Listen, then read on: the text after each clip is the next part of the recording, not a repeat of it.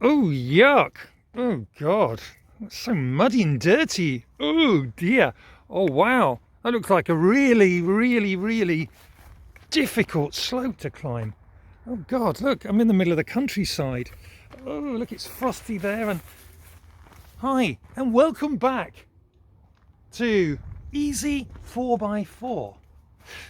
Today, we're going to look at 4 reasons why, actually, this hobby is not for you. Greenlaning, going off-road, 4x4ing. Yeah, there are 4 reasons why, especially if you haven't got started in this game and you're new to it, maybe, you haven't really done it very much. This video will tell you exactly why I think, in general, most people should just avoid it totally.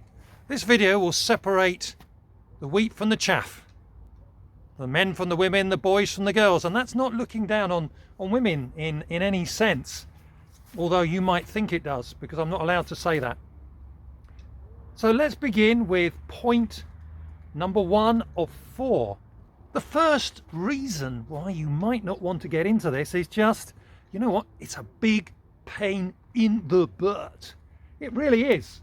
You might think, oh, it's, you know, you see the adverts on telly of these lovely SUV 4x4s and people going off into beautiful landscapes and adventures and just turning up. They don't stop smiling even when you slap them really hard. And that's because you don't see behind the scenes, the people setting it up for the actors. The truth is, it's a little bit of a pain in the butt, because if you want to do this properly, there are a few things you have to do every time you go out. It's not just driving up a lane and back. For example, firstly, the tyres, the wheels. If you want to do this properly, then you have to let the tyres down. You have to let a little bit of pressure out of the tyres. Okay, that's quite easy up to a certain point, although it can be a bit of a pain in the butt actually, letting pressure out of tyres. It's not as easy. You need to get you have to buy a special device to do it.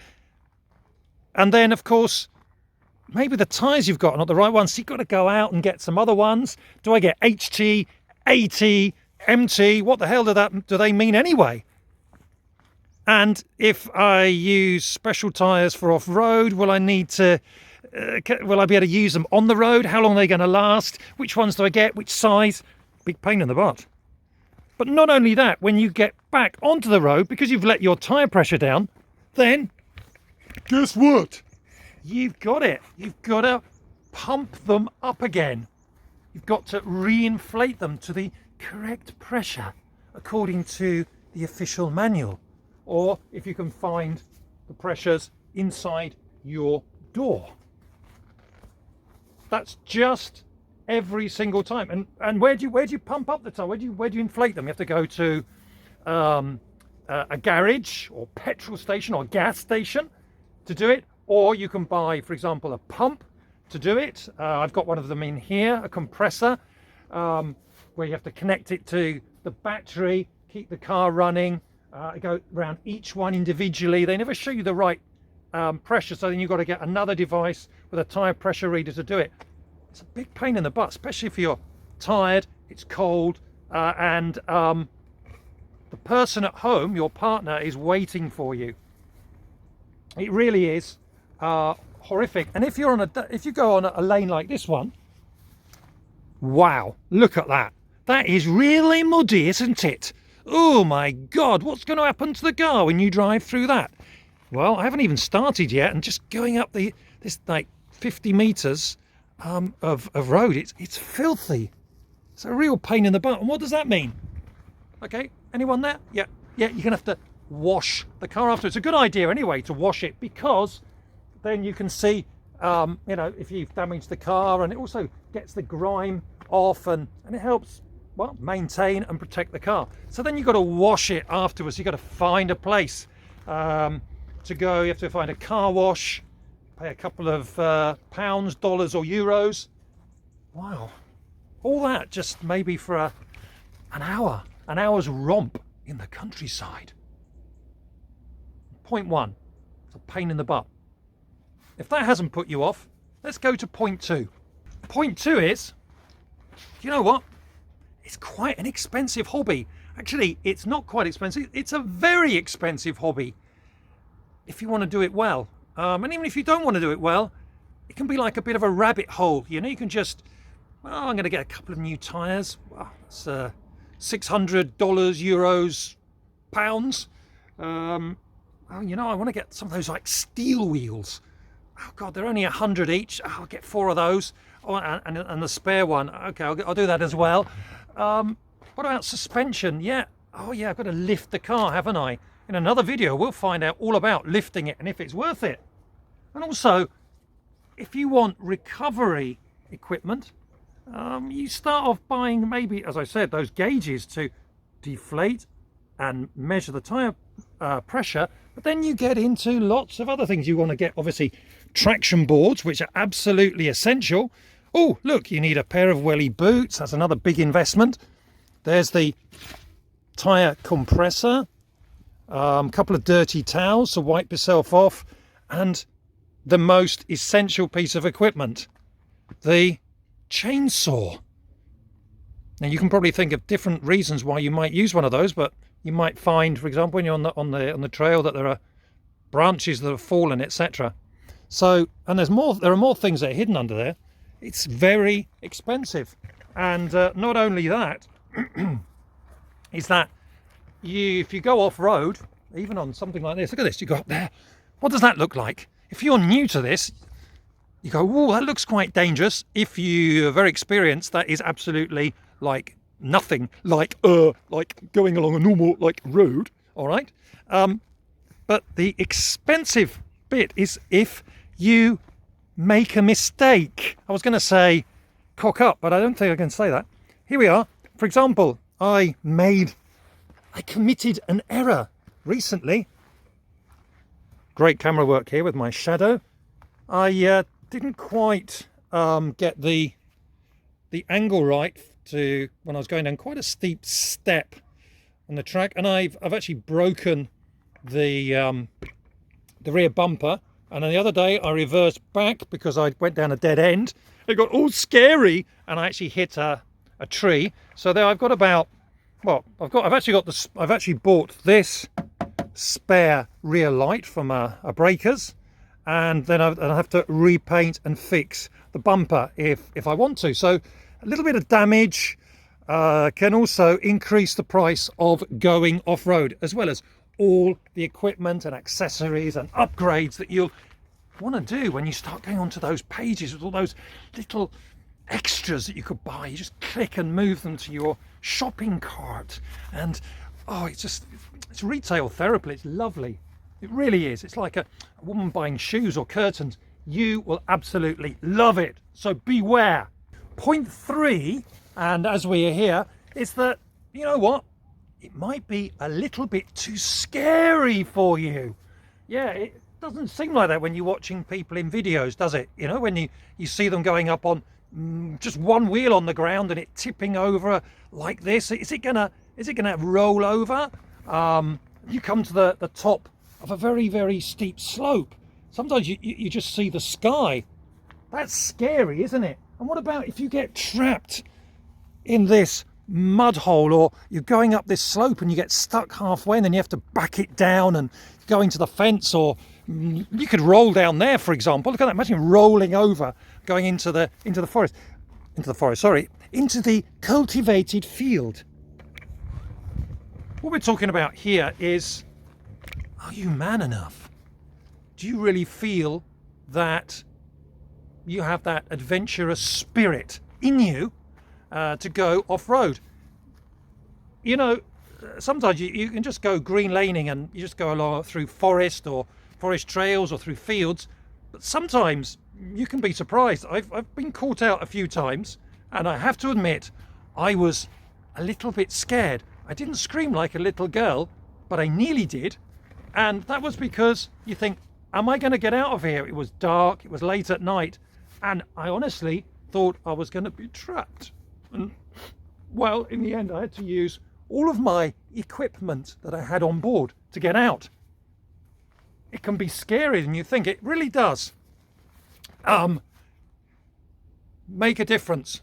It differentiates between a man and a boy. It really can. Yes, it can be really scary. It can make your balls shrink down to the size of those little nuts that they give away in British pubs. At any time. Just because, yep, it might not be for you. Another thing, you might be just scared of damaging the car in general. And also afraid of your partner, when you get home, asking you, oh look, my car's all scratched. And look at this, it's all scratched. You go past scratchy things all the time. Look at this. Look, these aren't actually particularly scratchy, are they? If they are though, up there, my God, you get scratched there, and there, and there. You know, when you begin in this game, it can be scary for you, it can be scary for the car. But especially if you want to do this with the wife and the kids and make it a family thing, it can be scary for them too.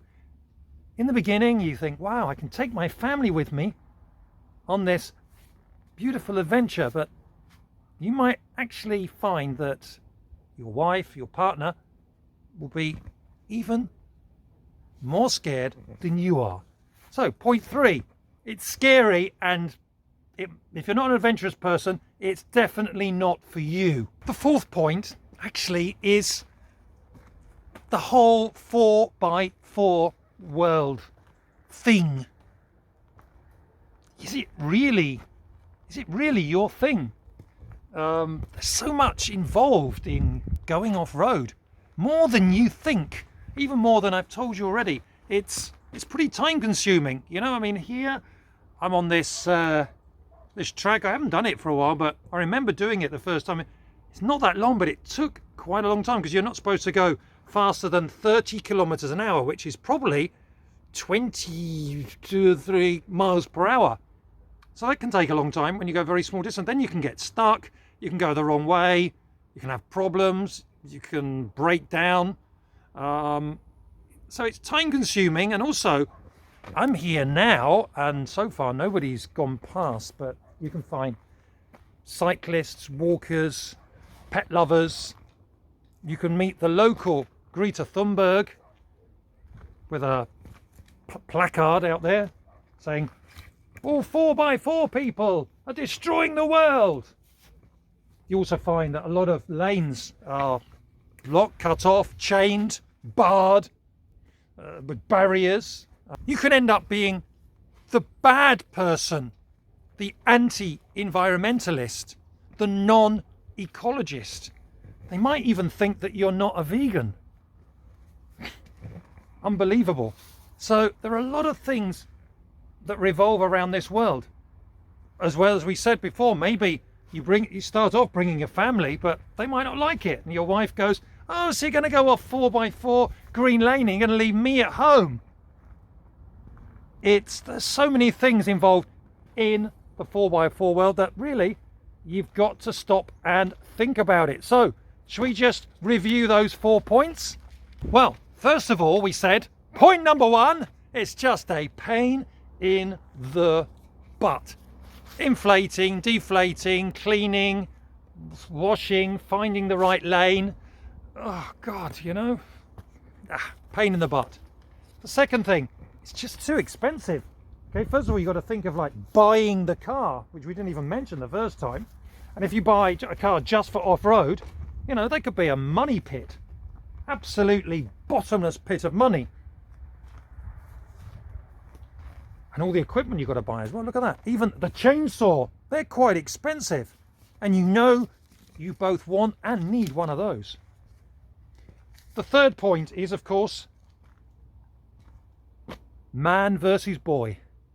Are you just too much of a chicken to want to go up these type of lanes, or go here where it's too muddy and you might get stuck? So you've also got that, are you adventurous enough? Because sooner or later, and I guarantee it, you're going to go somewhere where you're not going to continue the journey down that lane. I absolutely guarantee it. And last but not least is the 4x4 world really for you? Do you have enough time to devote to it? Will your family let you do it? Will they want to go with you? As I say, they will the first time, but they'll get tired of it. They'll get scared. They're really not into it. So I hope I've actually encouraged you to think about the 4x4 world and why it's not for you and why you're not going to be watching any more of my videos. But hopefully I've actually made you think, mate, that okay, yeah, you do want to do green laning or going off-road, but only up to a certain level where they just got like gravelly type of roads and very almost like driving to across like a football pitch to play football, or to riding stables, that type of level, then yeah, you're not going to really get into too much trouble. If you really want to get into it a little bit more, then you need to put up with all of that inconvenience and time and expense. So there we go. Not many channels actually tell you not to go 4x4ing, do they? Is this an exclusive? Maybe it is. Well, if you've enjoyed the content anyway, I hope to see you again soon. Give a thumbs up, subscribe, activate the little bell, etc.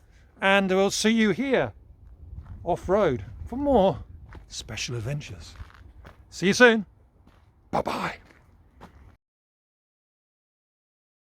Here you have it. Always expect the unexpected when you're out green laning. Wow, what on earth was that? Anyway, Fittipaldi, here we go. I was going down this lane, which I've never been down before. And I thought, well, there's a bridge. It looks like you can cross it on Google Maps, but you cannot go across it in a car, except if you have a Smart or a Suzuki Jimny. Actually, you're not even supposed to. So what are the other options? Well, I could try and go down into the dry riverbed actually, and up the other side. That really is, I mean, look at that, look at the angles there. There's no way in my car I'm going to go across there, and I think practically in any car, and in fact maybe you shouldn't anyway. So what happens when you go down, sometimes you're going to meet these situations where you just can't get out. So what do? You have to turn around. Sometimes you have to back up a long way. I've gone maybe half a kilometre. Luckily there is space for me to reverse and to get out. So there we go. Expect the unexpected, and here's one of those examples that's just happened to me. All right, see you soon. Bye.